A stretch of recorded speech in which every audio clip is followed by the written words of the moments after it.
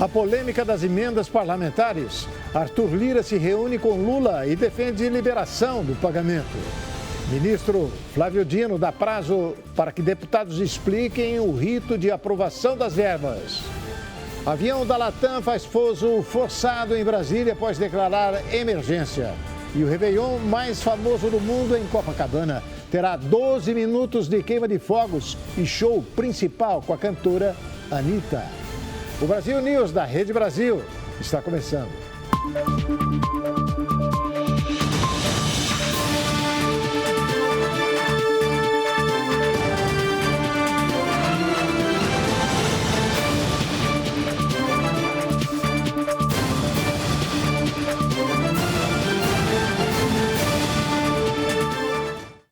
Após reunião com Lula, o presidente da Câmara, Arthur Lira, defendeu a liberação das verbas de emendas parlamentares pelo Supremo Tribunal Federal. Após uma tarde de reuniões com o presidente Luiz Inácio Lula da Silva e depois com líderes partidários, Lira fez um pronunciamento à imprensa em que defendeu a liberação de emendas parlamentares pelo Supremo Tribunal Federal. As reuniões de Arthur Lira foram motivadas por uma nova decisão do ministro Flávio Dino, do STF, que suspendeu o pagamento de uma modalidade de emenda parlamentar, as emendas de comissão. Dino entendeu que os pagamentos não estão obedecendo critérios de transparência como determina a lei. De acordo com Lira, os pagamentos estão respeitando, sim, tanto as determinações do STF quanto uma lei aprovada pelo Congresso e sancionada por Lula para disciplinar as emendas. O presidente da Câmara lembrou que o pagamento segue os critérios acordados entre os poderes em uma reunião no Palácio do Planalto há 3 semanas. Nós esperamos que, com o fim do recesso natalino, os ministros que estão retornando possam esclarecer junto a todos vocês os procedimentos, como foram feitos, como foram tratados, fruto daquela reunião que houve numa segunda-feira com o presidente Lula, quando ele teve a fazer os exames e submeter, aquela reunião com o presidente do Senado, o presidente da Câmara, líderes partidários, ministros, foi acertado todo o procedimento para a liberação orçamentária de 2024. O impasse sobre as emendas vem desde o início do ano. Dino já havia suspendido o pagamento de outras modalidades por falta de transparência. O pagamento foi liberado no início do mês, após a aprovação da Lei do Compromisso do Legislativo e do Executivo em seguir as determinações de transparência. A nova decisão de Dino foi uma resposta a um pedido do PSOL, que apontou irregularidades na destinação de 4,2 bilhões de reais em emendas de comissão. Lula disse que espera que, após o recesso de Natal, o STF analise os argumentos da Câmara e retome os pagamentos. Que todos os atos que foram feitos dentro dos acordos entre Executivo, Legislativo e nas conversas que houveram com o Poder Judiciário e obedecendo os trâmites legais internos. Tudo que foi entregue à Secretaria de Relações Institucionais foi submetido à SAGE e a mais 4 ou 5 ministérios. O documento que pediu a liberação das emendas, agora suspensas por Dino, foi enviado no dia 12 de dezembro ao Palácio do Planalto por Lira e assinado por 17 líderes de partidos na casa. E ainda sobre as emendas de comissão, termina daqui a pouco o prazo dado pelo ministro Flávio Dino para que os deputados expliquem o assunto. Quem tem as últimas informações é o nosso comentarista, Ney Gonçalves Dias. Termina daqui a pouco, daqui a 1h30, portanto às 20 horas, o novo prazo dado pelo ministro Dino para a Câmara responder sobre as emendas. Eu explico 2 pontos. Na segunda-feira, o ministro Dino bloqueou 4 bilhões e 200 mil reais de emendas constitucionais, porque não estavam cumprindo aquilo que ficou acertado entre a Câmara e o Supremo há 2 vezes. Ponto. Nesta sexta-feira, por causa do bloqueio, o Lira veio correndo de Alagoas, todo mundo se reuniu, foi para cá, foi para lá, e nesta sexta-feira a Câmara enviou a resposta solicitada pelo ministro Dino. Acontece que o ministro Dino não aceitou a resposta dada nessa sexta-feira pela Câmara. Aí, então, o ministro deu um novo prazo, que vence daqui a pouco às 20 horas. Agora, vamos ver o que um quer e que outro não quer. O outro quer. O ministro Dino quer que o deputado Joaquim, que solicitou a emenda, tenha o seu nome registrado lá.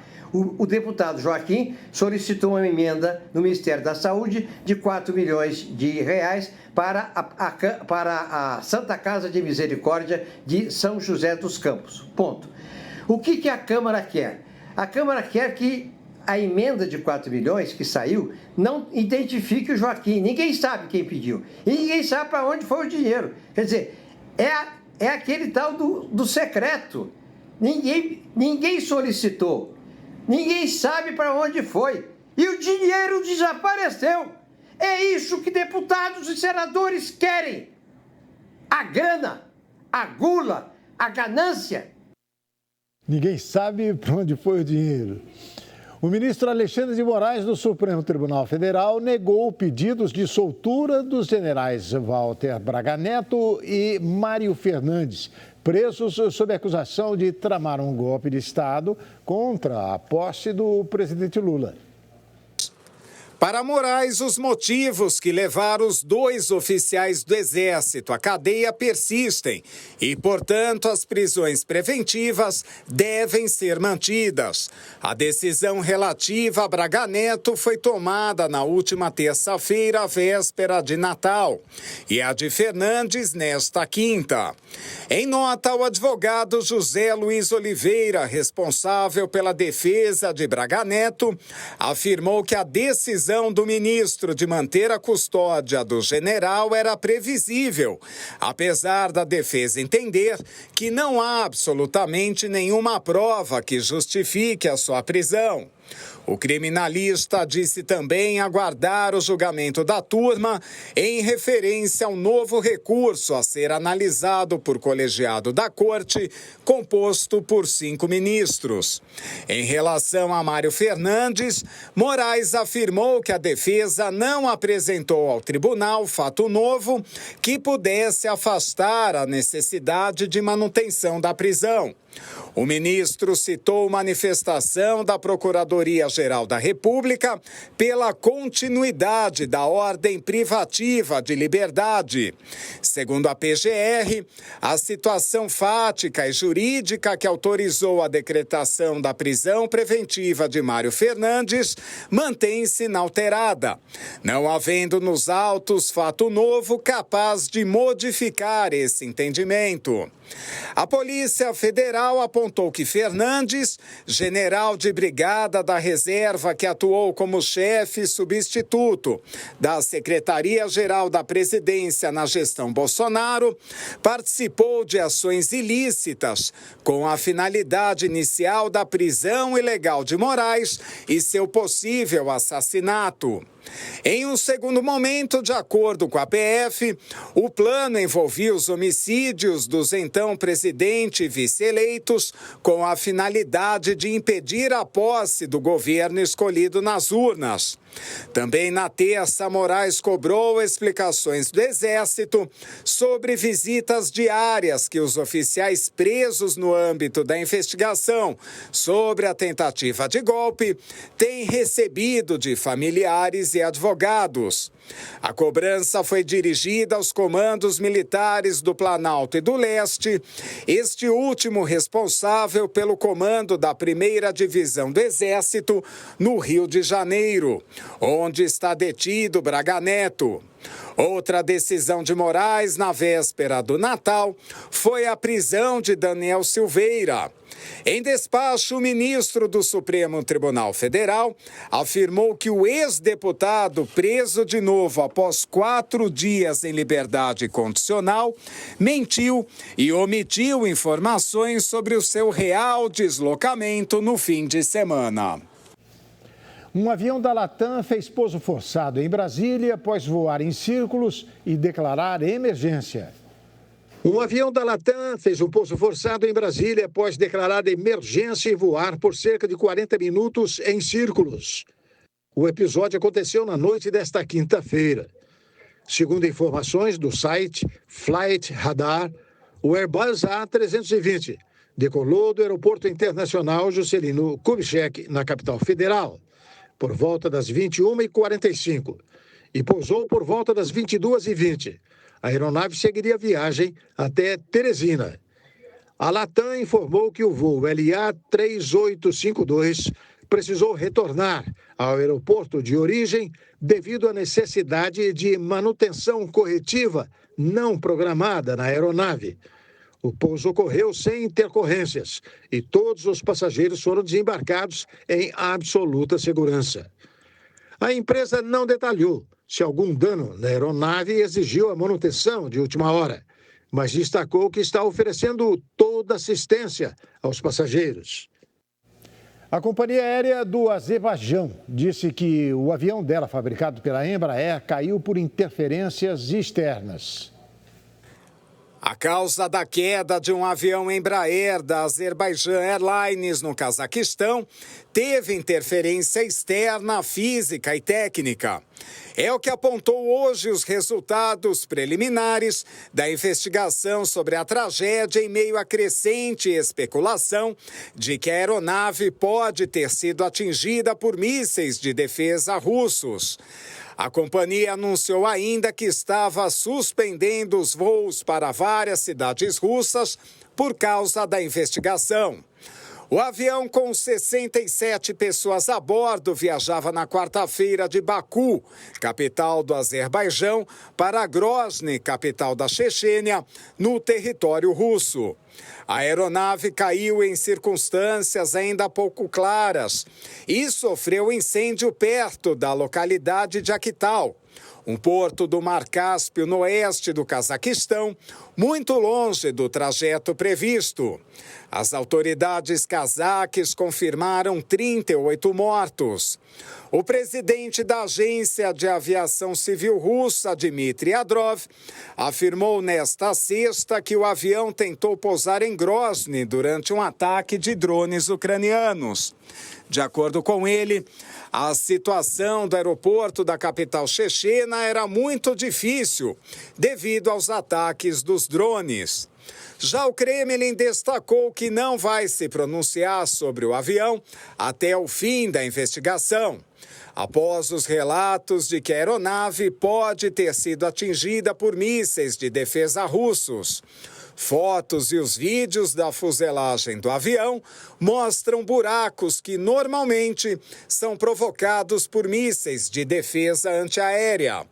Uma fonte do governo dos Estados Unidos, que falou sobre a condição de anonimato, destacou que há indícios de que um sistema russo de defesa atingiu o avião. Subiu para 9 o número de mortos no desabamento da ponte entre o Maranhão e o Tocantins. A Marinha divulgou imagens do resgate. O corpo de mais uma das vítimas do desabamento da ponte Juscelino Kubitschek de Oliveira, que liga o Maranhão ao Tocantins, foi localizado nesta quinta-feira. A informação foi confirmada pelo Corpo de Bombeiros Militar do Maranhão.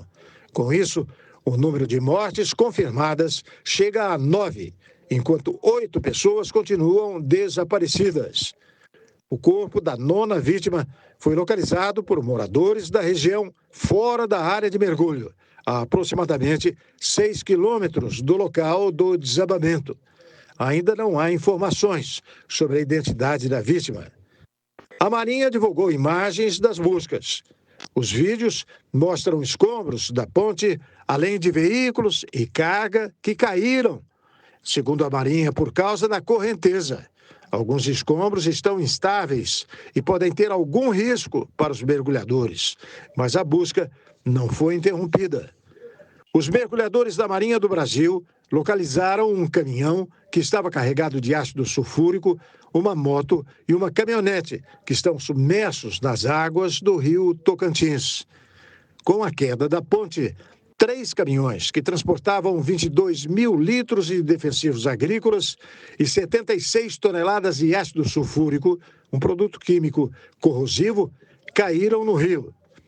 A Marinha deslocou militares especializados em defesa nuclear, química, biológica e radiológica para monitorar possíveis produtos químicos que possam ter se espalhado no rio. O presidente da Câmara Municipal de Tabuleiro do Norte, no Ceará, foi executado na frente da casa dele. O vereador Marcos Aurélio de Araújo, do PP, de 57 anos, presidente da Câmara Municipal de Tabuleiro do Norte, foi morto a tiros em frente de casa na cidade do interior do Ceará na noite de quinta-feira. Câmeras de segurança flagraram o momento do crime. Marcos Aurélio estava sentado na calçada com a sogra e outra mulher quando 2 homens chegaram em uma motocicleta, correram na direção dele e dispararam ao menos 9 vezes. Durante o ataque, uma das mulheres que estava perto da vítima correu para se proteger. Já a sogra do político permaneceu sentada sem conseguir fugir e foi atingida por 2 disparos. Marcos Aurélio era natural de Tabuleiro do Norte. Nas eleições deste ano, ele foi reeleito para o 4º mandato como vereador na cidade. Na ocasião, ele recebeu 1.508 votos, o maior número do município. A Prefeitura de Tabuleiro decretou luto oficial de 3 dias pela morte do presidente da Câmara da cidade. A Polícia Militar evitou um roubo de carro no Ipiranga, zona sul de São Paulo. A Polícia Militar de São Paulo flagrou criminosos que tentavam o roubo de um carro identificado como T-Cross, avaliado em mais de R$100 mil, na rua Dom Lucas Obes, do bairro do Ipiranga, em São Paulo. Os bandidos estavam numa Parreiro e 2 deles desceram do carro armados e ameaçaram as vítimas. De acordo com o histórico da Polícia Militar, o PM Fernandes, após verbalizar prisão, atirou 5 vezes contra os infratores.